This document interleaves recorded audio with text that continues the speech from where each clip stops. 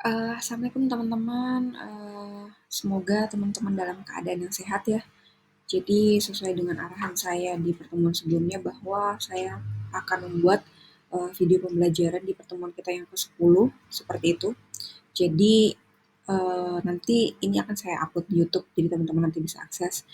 Langsung saja teman-teman, di pertemuan ke-10 ini kita akan berbicara, kita akan berdiskusi terkait kode etik, etika pribadi, dan etika sosial dalam etika administrasi publik, seperti itu teman-teman.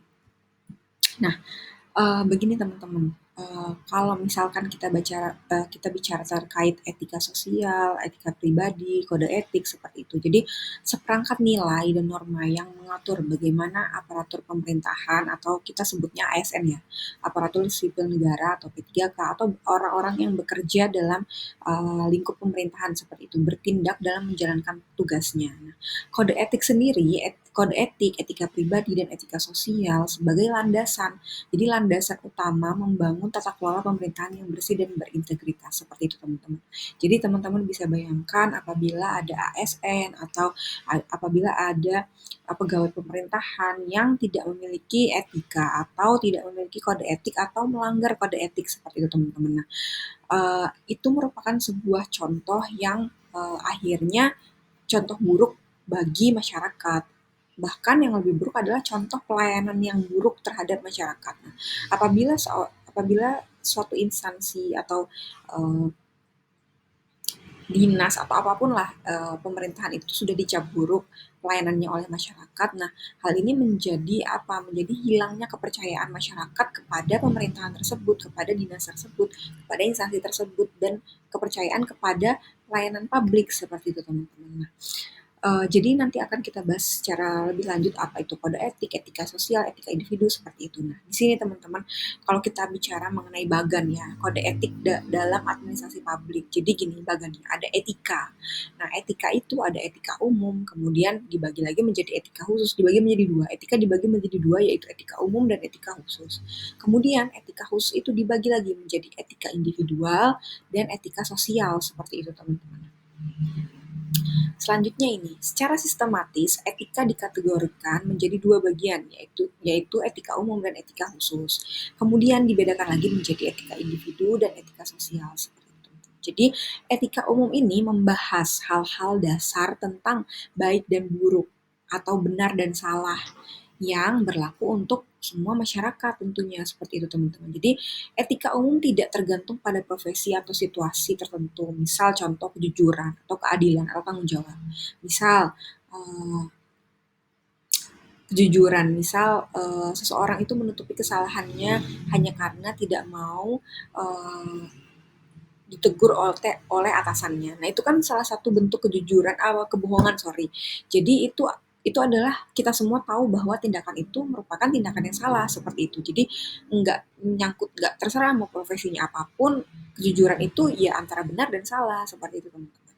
Nah, kemudian kalau misalnya kita bicara tentang etika khusus, jadi etika khusus di sini kan adalah menerapkan prinsip-prinsip dasar dari moral itu pada masing-masing bidang kehidupan manusia. Jadi bagaimana manusia itu bertindak. Kalau misalkan etika umum itu kan etika yang berbicara mengenai prinsip-prinsip dasar moral seperti itu. Jadi kalau etika khusus itu penerapan nilai-nilai moral umum dalam bidang kehidupan tertentu seperti misal dalam profesi, keluarga atau masyarakat. Jadi etika khusus itu membahas bagaimana seseorang itu bertindak seperti itu teman-teman dalam peran atau situasi tertentu. Misal, contoh etika dalam keluarga, kemudian etika profesi, kemudian etika sosial seperti itu. Nah, jadi misal kalau misalkan kode etik itu kan ada kode etik ASN, ada kode etik dalam kedokteran dan kode etik apa namanya hukum seperti itu teman-teman. Kemudian etika umum itu yaitu nilai moral atau secara luas baik atau salah ya tadi.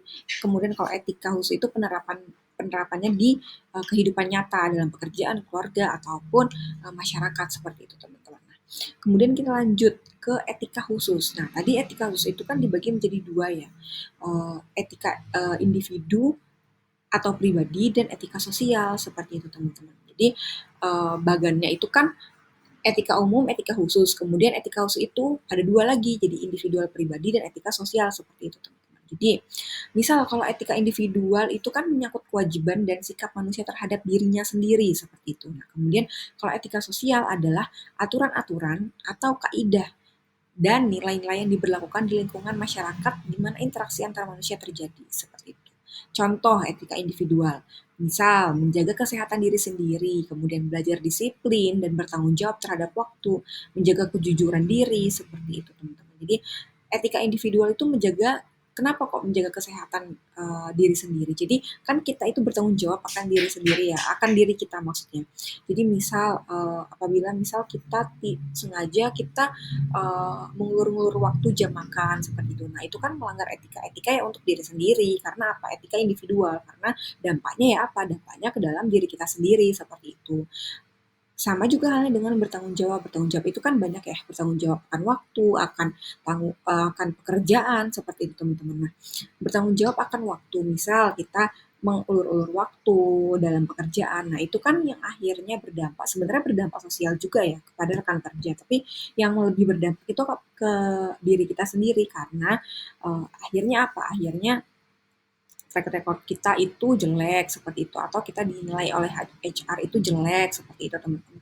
Nah kemudian kalau kita bicara etika sosial, nah etika sosial di sini contohnya adalah menghormati misal ya menghormati perbedaan budaya, adat istiadat, bersikap sopan, gotong royong, tidak menyebarkan hoax seperti itu teman-teman. Nah, etika sosial ini apa namanya lebih bagaimana cara kita untuk bermasyarakat seperti itu teman-teman. Jadi misal di suatu tempat, di suatu daerah terdapat banyaknya budaya, maksudnya banyaknya pendatang. Pendatang itu kan dari berbagai daerah ya teman-teman, otomatis memiliki adat istiadat yang berbeda, kebiasaan yang berbeda, budaya yang berbeda seperti itu. Jadi etika sosial adalah bagaimana cara kita menyikapi hal tersebut, kemudian bagaimana cara kita juga menghargai mereka, keberadaan mereka, seperti itu, melibatkan mereka dalam gotong royong di desa, seperti itu teman-teman. Jadi apa namanya itu merupakan salah satu contoh dari etika sosial seperti itu teman-teman. Jadi lebih gampangnya gini ya, misal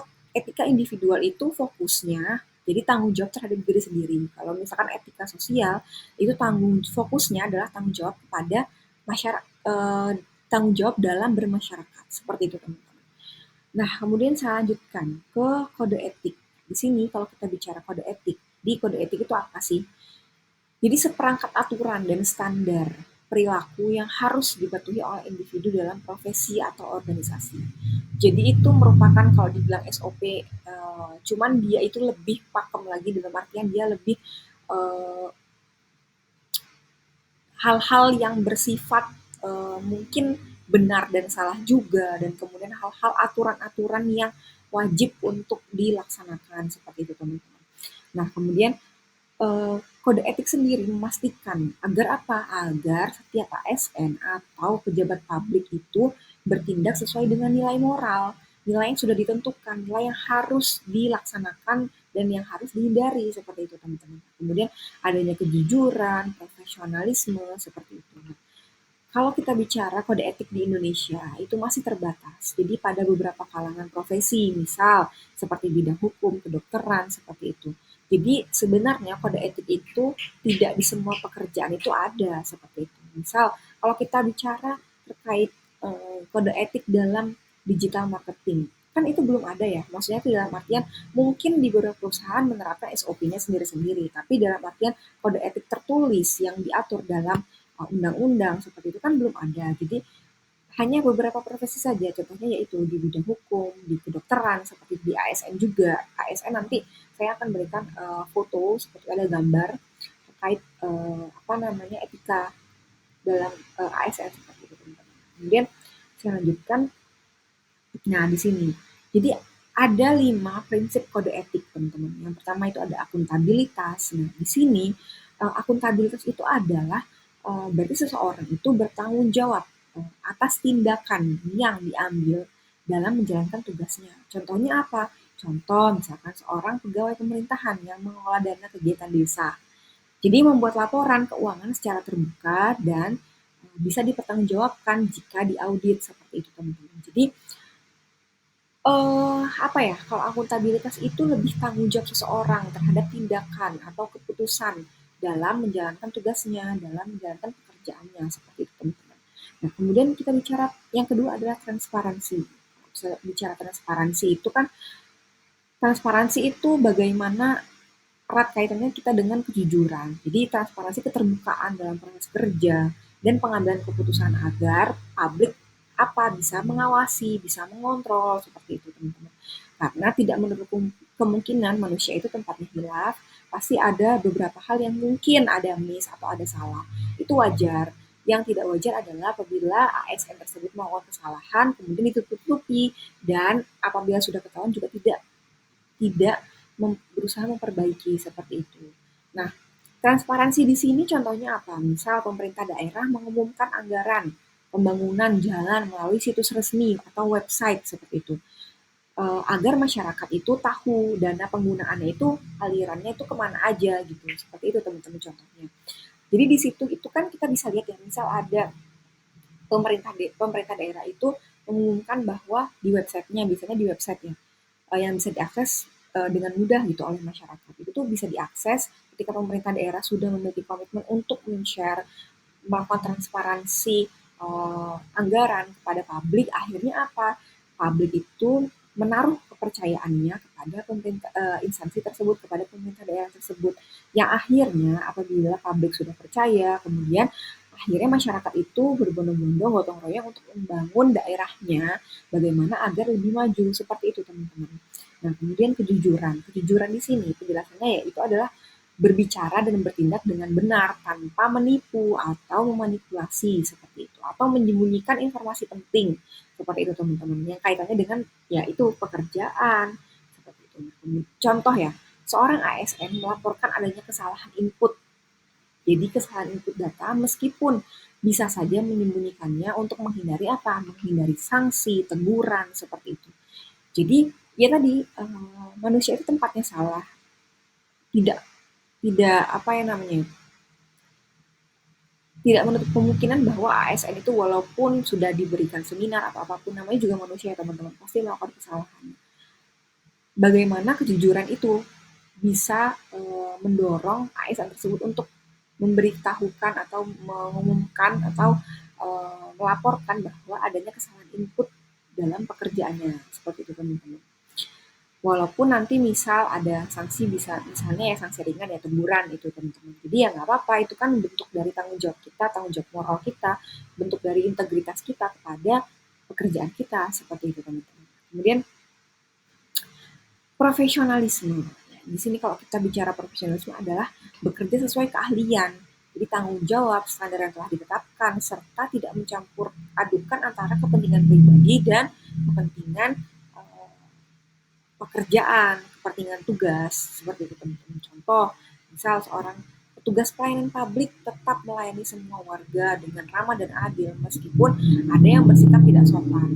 Kan kita juga kadang-kadang kita lihat ya banyak di media sosial gitu kalau teman-teman lihat ada ibu-ibu yang memang atau bapak-bapak ya, ada oknum lah dari masyarakat itu, saya yakin tidak semuanya ngeyel, dalam artian kalau bahasa Jawa itu ngeyel padahal beliau ini salah seperti itu. Nah, bagaimana sih menyikapinya sebagai ASN dalam bidang pelayanan publik?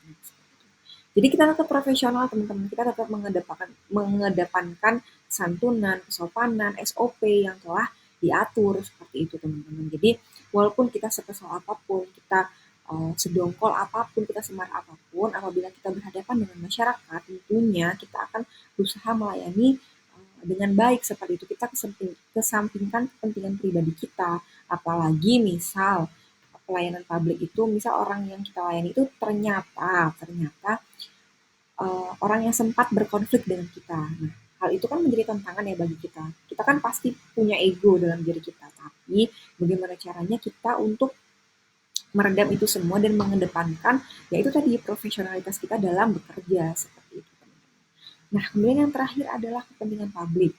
Di sini menekankan bahwa tugas dan keputusan pejabat publik harus selalu mengutamakan kepentingan bagi masyarakat. Jadi kita tuh harus membuat segala keputusan itu bagaimana yang paling mensejahterakan masyarakat seperti itu, bukan untuk kepentingan pribadi yang menguntungkan kepentingan pribadi ataupun sekelompok golongannya saja seperti itu. Misal seorang pejabat menolak untuk diintervensi dari pihak luar yang ingin mendapatkan proyek atau mega proyek seperti itu, karena ia lebih mengutamakan proses lelang yang adil demi kepentingan masyarakat luas seperti itu teman-teman.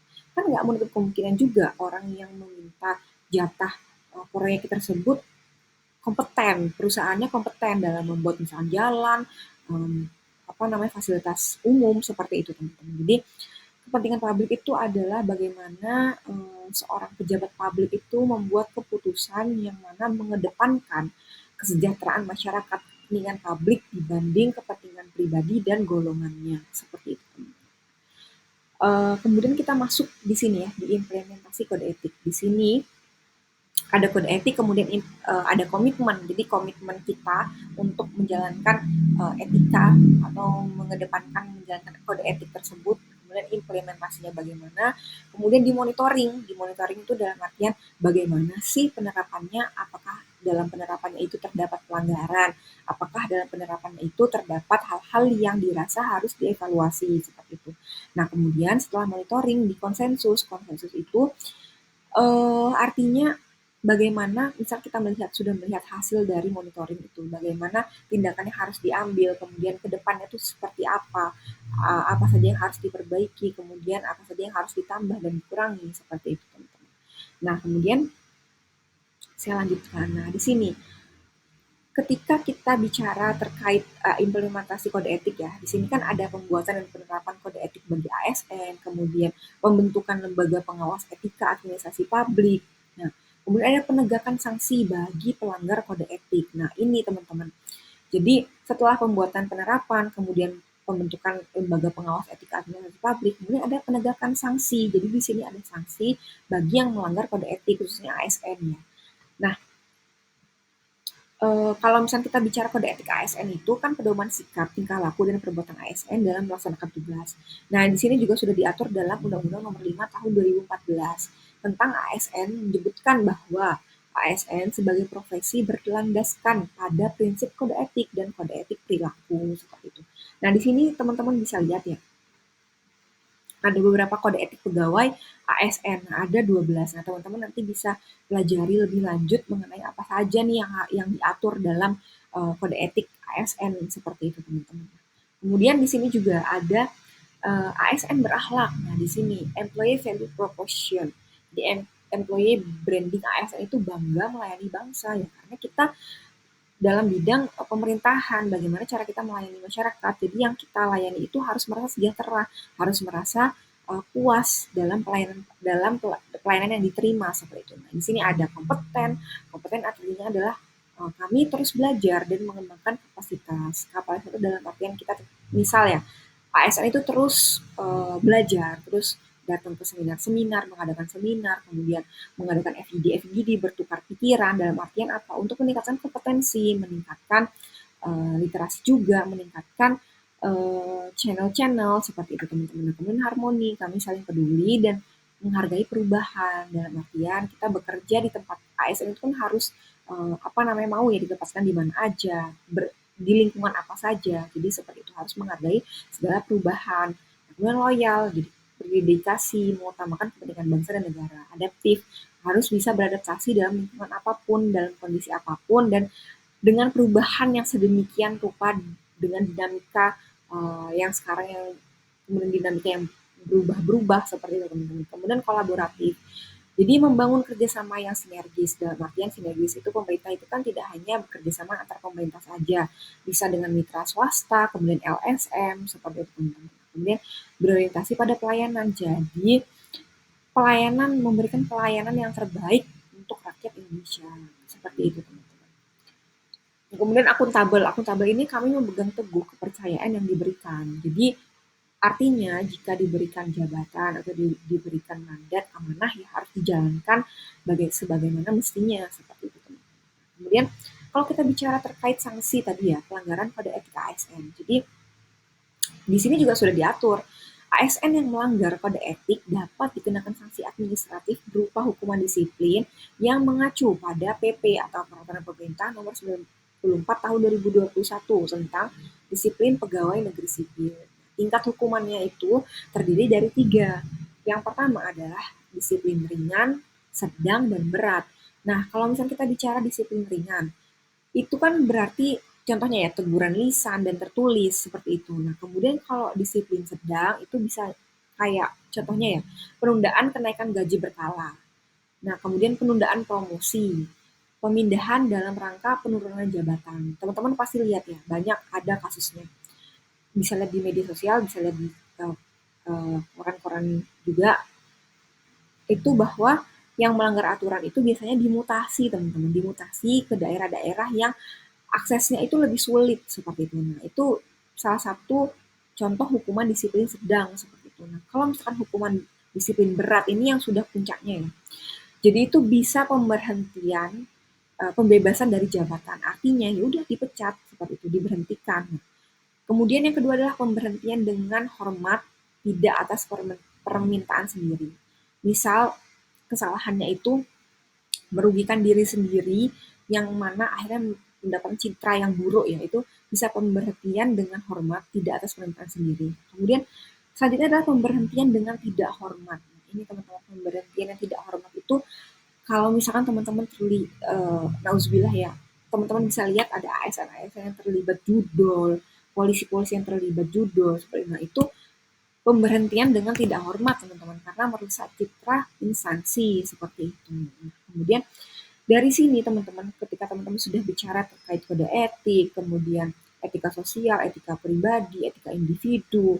Nah, teman-teman akhirnya bisa menarik kesimpulan bahwa kode etik, etika pribadi, dan etika sosial merupakan pilar utama dalam administrasi publik. Karena apa? Karena kita menghasilkan ASN-ASN yang nantinya akan membawa perubahan yang memutuskan kebijakan publik apa yang akan diterapkan seperti itu. Nah, diharapkan para ASN ini dapat bertugas secara profesional, menjunjung kepentingan masyarakat. Selain itu, penting untuk menciptakan tata kelola pemerintahan yang baik, transparan, dan berintegritas seperti itu.